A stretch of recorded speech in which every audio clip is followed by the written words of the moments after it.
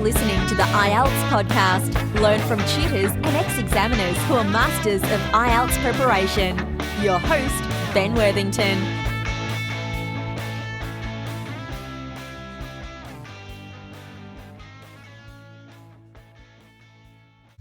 IELTS Speaking Pronunciation Tips. This episode, we're going to work on pronunciation. The podcast is organized around 10 points, and then within each of those main points, there's about 3 or 4 or 5 sub-points, I guess we could call them. And these are just taken from around the web, all put together and applied to IELTS to help you get that score. Yeah. The first one is going to be about stress and intonation. But before we jump into the first one, I just want to mention that if you are having some challenges with the speaking, then there is the IELTS Speaking Confidence course at IELTSPodcast.com. Just have a look at the online courses there. And what I want to say is that you get in the course not only some modules and tuition and access to some videos that tell you how to go about organizing your thoughts, knowing what to say, how to tackle task 2 and all this, how to get confidence. But also you get a mock speaking test with a real tutor, one-on-one Skype. So that's really valuable because you can get some feedback. And we all know that we improve much faster with some feedback. So anyway, let's get started. So intonation is a very important part of pronunciation and speaking. Okay, now this can be very eloquently expressed with, especially in English, because there's doublets. Okay, doublets is when we've got the same word, but it's pronounced differently depending on the meaning. So a good example is this sentence is, a cat with 9 lives lives next door. You see? A cat with 9 lives lives next door. And lives and lives, exactly the same word regarding spelling, but with pronunciation, it's completely different. And obviously, this happens as well with the simple past, read and read, lead and led. So it's just important to be aware of those. Now then, in addition, okay, stress and accent, connected speech are very important components, and connected speech is definitely, okay? It's not essential, but it does sound more native-like, okay? And we'll go into more detail on how to get these qualities, such as connected speech, later, all right? And this goes back to stress patterns, okay? You need to know how to pronounce individual sounds. So this could range from certain vowel sounds to certain, to certain patterns within the words, the syllables, which syllable to stress. And I think I mentioned this before in a previous podcast. There's a whole TED Talk about there's a whole podcast episode about TED Talks. And one of the TED Talks is about how to acquire a language quickly. And one of the experts, one of the speakers, suggested that first we identify, then tackle the most challenging sounds we're going to encounter. Okay? So I imagine with English it might be the schwa sound. Anyway, so as I said before, this stress and intonation is of paramount importance because it can completely change what you're meaning. Like I expressed before with lives and lives. Now then, it's also important to know, of course, when to rise or fall, or when to increase or decrease the sound of your voice. And as I've mentioned before, that if you want to introduce ambiguity, Okay, you can go up at the end. Also like you do when it's an interrogative question, when it's a question. Yeah, we go up at the end. Excuse me, do you have any butter? Yeah, it's a question, so we're going up. When it's neutral, we can just keep it straight, and then when we want to really affirm something, we go down at the end. Okay, so these could be really good when we're giving an answer to the examiner. Yeah, describe your childhood friend, and near the end of the presentation, we could say, and that is a eloquent description of a childhood friend. And we go slightly down just to indicate that we've finished. Now then, next one. To develop this ability, I would strongly recommend using different resources. Okay, a variety. So you listen to podcasts, you listen to songs. If you're into it, you can listen to poetry as well. And yeah, I really think once somebody can get a good grasp of poetry or humor in the language that they're learning, it really does show a high level of ability. Okay, now point number 2. This is more about the mind than the technical abilities, as we were mentioning before. So point number 2 is feeling uncomfortable is okay. All right? And I know a lot of students beat themselves up about this, and it's really difficult to get started. I remember Robbie speaking once, a tutor I interviewed, and he said that he got so nervous when he was talking, trying to construct this perfect grammar sentence, that the communication was completely lost. So this was when he was learning, okay? Personally, I never had this problem when I was learning Spanish, because I was just so determined, and I was so determined to learn, and I had a really understanding group of friends that didn't pull funny faces or didn't look at me as though I was weird when I miscommunicated what I wanted to say. Okay, now, so feeling uncomfortable is okay. Now, what we can do to reduce this, one of these things we can do to reduce this uncomfortable feeling is perhaps identify some words that could be improved. More than likely, it's just a small group of sounds that we use a lot. It might be a small group of sounds that we use a lot that are inhibiting or pulling down your ability to communicate. Okay, so if we can get some feedback, and if we can identify some of these sounds, then we are on the way to improve.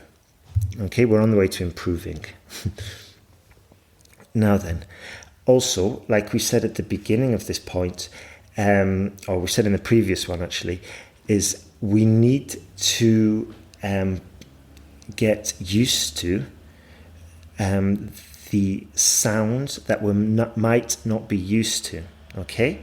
So if there are sounds in English that are not in your native tongue, then more than likely you might feel a little bit strange pronouncing them.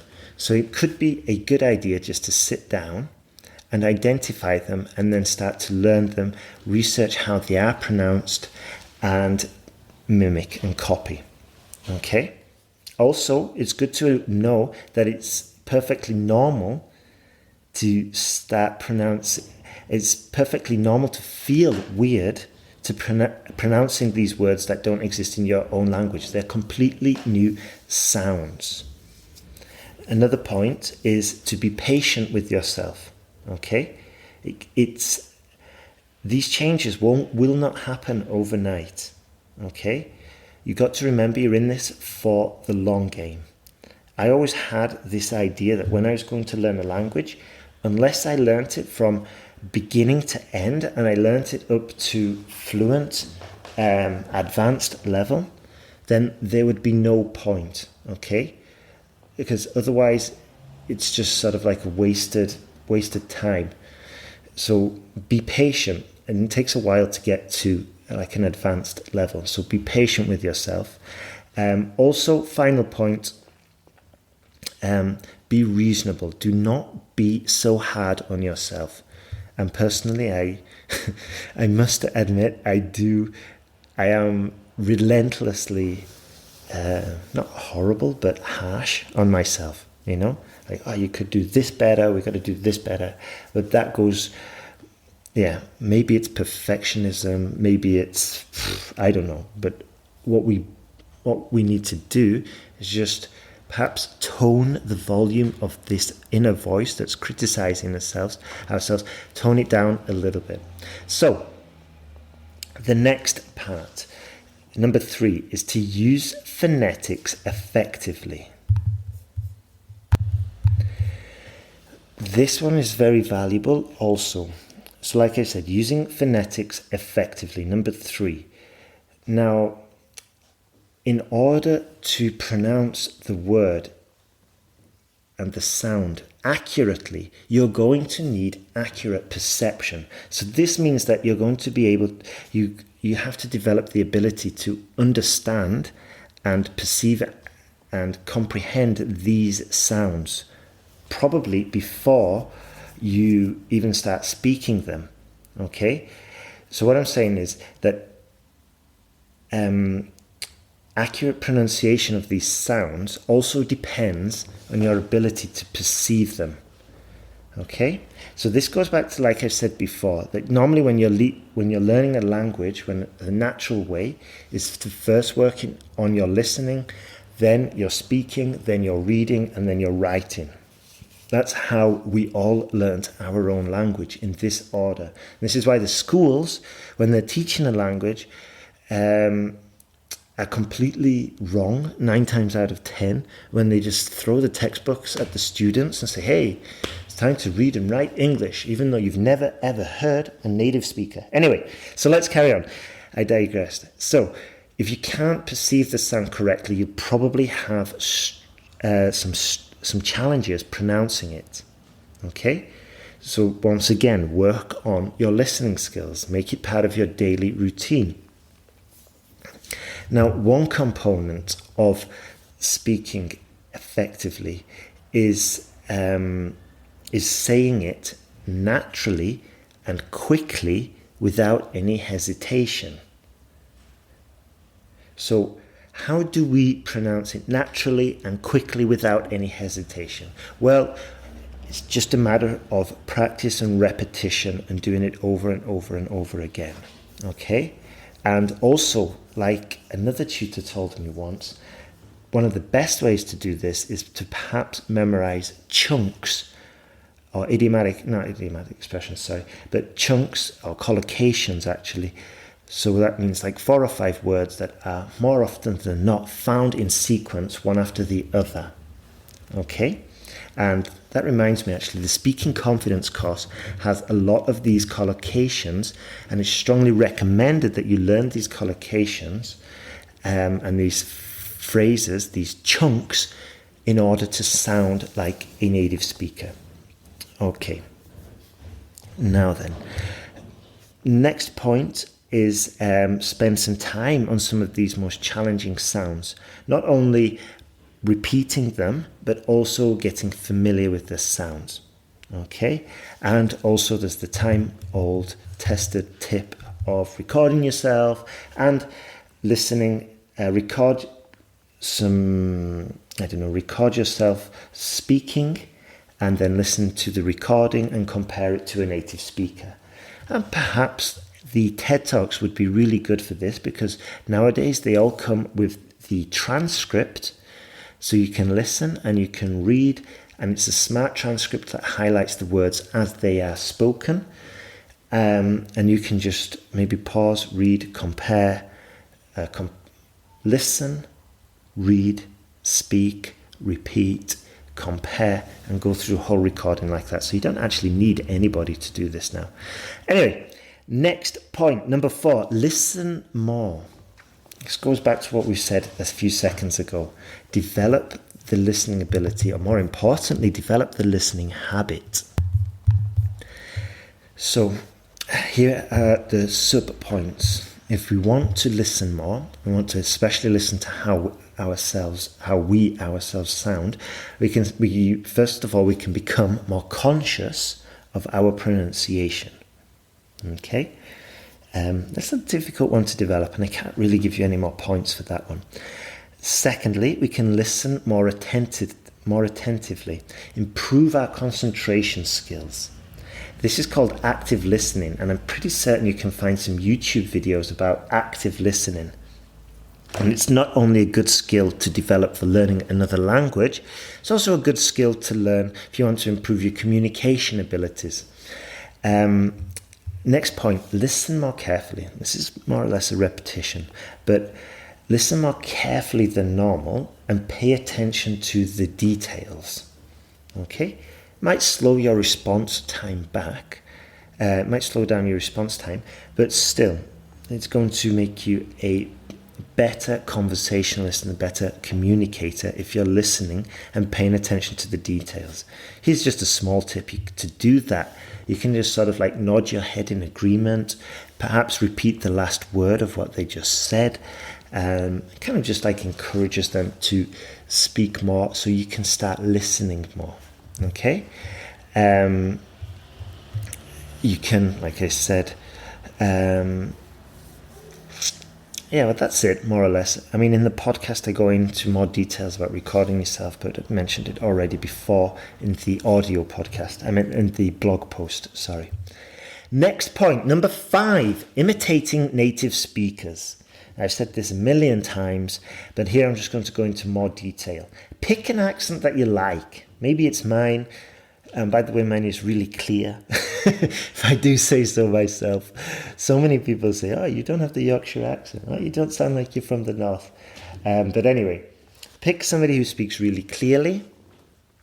Pick somebody who you enjoy the sound of and just try and imitate. Okay?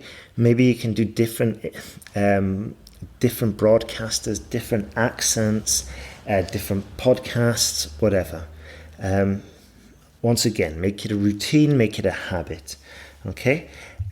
Also, this is where we can engage our listening skills. Concentrate while we're listening. Now then, next one. If you do come across a new word, which you will undoubtedly, then just jump online and check it. Or even better, go to Google image search. Okay? Or a thesaurus, and then you can expand your vocabulary at the same time. So it's obviously a good idea to do this with the internet in front of you or nearby. Next one. So when we are listening and we are learning new words, why not close your eyes? Okay, this might seem a bit weird, but it's a common saying, it's common knowledge that once you shut off one of the senses, maybe your hearing, maybe your vision, then apparently your other senses increase to compensate for the lack of those ones. To compensate for the lack of the one that's disappeared. So in this sense, you shut off your vision maybe, and your other senses are going to increase. Obviously your listening will be part of one of those. Okay. So number 6, this is a more technical one, but number 6 concerns paying attention to your mouth and lips. I bet nobody said that before. So pronunciation is a physical skill. When you're speaking, you're moving your mouth, and all of your mouth, tongue, your cheeks, your lips. So what we can do is look at the shape of our mouth while we're speaking. So you'll need a mirror to do this. And it's more about being aware, okay, how your mouth is positioned when you're making these sounds. Okay, so once again, we're going to speak, maybe looking at a mirror, and then maybe looking close up at a native speaker making those sounds. And once again, we'll try and imitate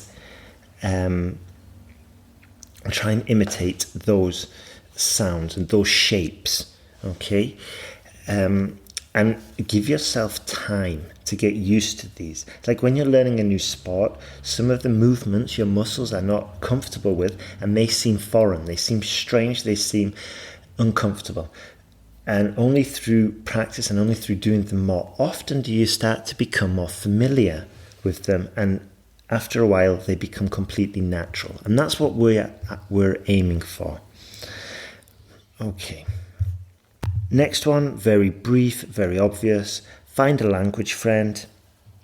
Okay, Benny from Fluent in 3 Months, he said that he met with somebody, he bought them a beer every time they corrected him.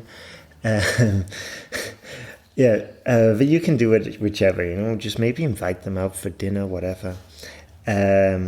Also, a good idea here would be to maybe send recorded messages, on WhatsApp, get them to evaluate them and say, tell me what was wrong with this little speech, or, hi David, can you tell me what was wrong with this speech? I'm just going to read you a little bit, and then they'll send you a recording back. It doesn't take 2 minutes. Why not go to tell some jokes at the same time, make it enjoyable for both of you. A good place for jokes actually is reddit.com. Just put reddit.com clean jokes, and they're quite funny. Here's one actually, I couldn't resist, I'm sorry. So here's the joke. My mum told me I would never amount to anything because I procrastinate too much. And I replied, oh yeah? Just you wait. Sorry about that. I couldn't resist. Anyway, so go to Reddit, clean jokes, send a few to some of your friends. Right then. So, next tip. Pretty obvious, but it needs repeating a million times, I guess, until we actually do it. And I'm the same. I've got so many skills I want to learn and so many things I want to do every single day in order to attain a higher level, in order to attain mastery, in order to get the skill. And it's easier said than done. But what I'm going to say is practice every day. Number 9, practice every day. Language is like a sport. The more you do it, the better you get. It's not like, mathematics or history or something like that. It takes a lot of repetition. There's more key. It's more necessary. It's more valuable repetition than any other elements in learning a new skill or subject. Okay?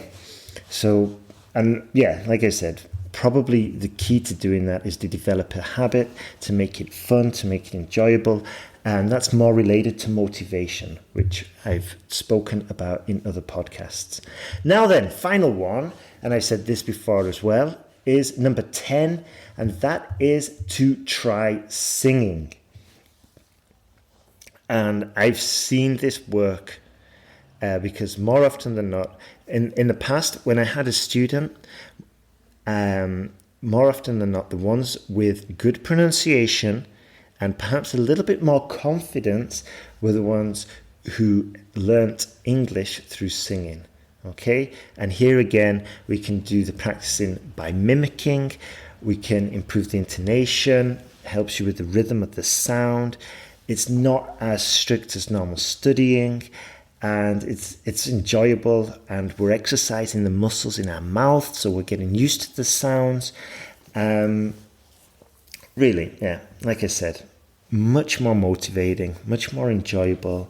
And if you choose some artists with good lyrics, you're going to also learn in the process. And give me a second, because I remember there's a really good, it's lyrics training, that's it. There you can compare, you can fill in the blanks, and you can sing along at the same time. Okay, so we've finished. So let me just go over those 10 again. We'll go in reverse. No, we won't. We'll start from the beginning. So stress and intonation. Feeling uncomfortable is okay. That's number 2. Number 3, use phonetics effectively. Number 4, listen more, especially to yourself. Number 5, imitate or mimic native speakers. Number 6, pay attention to your mouth and lips. Number 7, find a language friend. Number 8, try speaking more slowly. I think we skipped over that one, didn't we? Let me go into it now. Sorry about that. So, now when we're speaking more slowly, we're obviously paying more attention to how we pronounce every single word. We're giving the listener more time to understand. But be careful. We don't want to talk too slow because it gets frustrating. I know I get frustrated with really slow speakers. Okay. However, when we are in the learning stage, it's not a terrible idea to slow it down slightly. Okay. Then once we get more competent, we're going to speed it up a little bit. Then number 9, practice every day. And number 10, singing. There we go. I was going to short change you there and give you 9 instead of 10. But anyway, got distracted by the jokes, I think. So those are the points. I hope you found this podcast useful. If you've got any issues regarding IELTS, remember that you can get your essay corrected. Just send it. Go to IELTS Podcast and you'll find the essay correction service there. Or you can maybe try some of the online courses. Having great results from that. It's working really well. So yeah, remember that you're not in this alone. There's plenty of resources at IELTSPodcast.com. We are more than happy to help you and help you pass. Have a great day and thank you for listening.